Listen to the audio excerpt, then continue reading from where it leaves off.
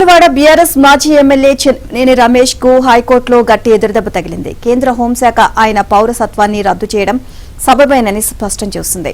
భారత పౌరసత్వాన్ని రద్దు చేస్తూ 2019లో కేంద్ర హోంశాఖ తీసుకునే నిర్ణయాన్ని సవాల్ చేస్తూ రమేష్ దాఖలు చేసిన పిటిషన్ను కొట్టివేసింది.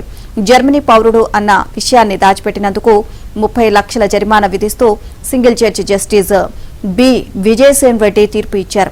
రమేష్ పౌరసత్వంపై మొదటి నుంచి పోరాడుతూ ఆర్థికంగా నష్టపోయినందుకు గాను ప్రస్తుత వేములవాడ కాంగ్రెస్ ఎమ్మెల్యే ప్రభుత్వ విప్ ఆది శ్రీనివాస్ కు 25 లక్షలు చెల్లించాలని, మిగతా 5 లక్షలు తెలంగాణ రాష్ట్ర న్యాయ సేవల సంస్థకు నెల రోజుల్లోగా చెల్లించాలని ఆదేశించారు. ఇక రమేష్ జర్మనీ పౌరసత్వాన్ని దాచిపెట్టడం ద్వారా గత 15 ఏళ్లుగా కోర్టు అధికారుల సమయాన్ని వృధా చేశారు అని ఆగ్రహాన్ని వ్యక్తం చేశారు.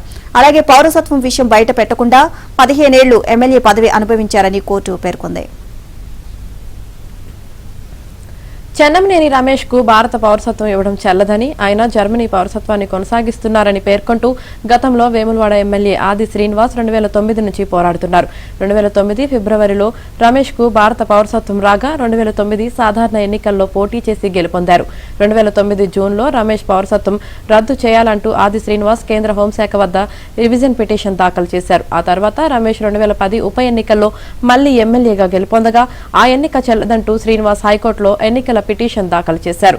ఈ పిటిషన్ను అనుమతించిన హైకోర్టు రమేష్ భారత పౌరుడు కాదని, ఎమ్మెల్యేగా ఆయన ఎన్నిక చెల్లదని ప్రకటించింది.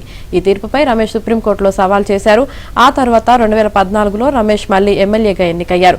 ఈ ఎన్నిక కూడా చెల్లదని శ్రీనివాస్ హైకోర్టులో పిటిషన్ దాఖలు చేశారు.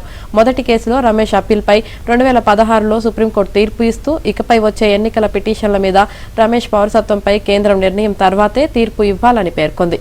కేంద్ర హోంశాఖ 2017లో నియమించిన త్రిసభ్య కమిటీ రమేష్ భారత ప్రభుత్వాన్ని మోసగించి పౌరసత్వం పొందినట్లు నివేదిక ఇచ్చింది. దీంతో కేంద్ర హోంశాఖ రమేష్ పౌరసత్వాన్ని రద్దు చేసింది. దీన్ని సమీక్షించాలంటూ రమేష్ దాఖలు చేసిన రివ్యూ పిటిషన్ను కొట్టేసింది. దీనిపై రమేష్ 2019లో హైకోర్టును ఆశ్రయించగా కేంద్ర నిర్ణయంపై స్టే విధించింది. ప్రస్తుతం రమేష్ జర్మనీ పౌరసత్వం కొనసాగిస్తున్నారని, మోసం చేయడం ద్వారా ఎమ్మెల్యేగా కొనసాగరని నిర్ధారిస్తూ పిటిషన్ను కొట్టివేసింది. మరోవైపు రమేష్ ఎన్నిక చెల్లదంటూ దాఖలైన పిటిషన్లో తీర్పు రావాల్సి ఉంది.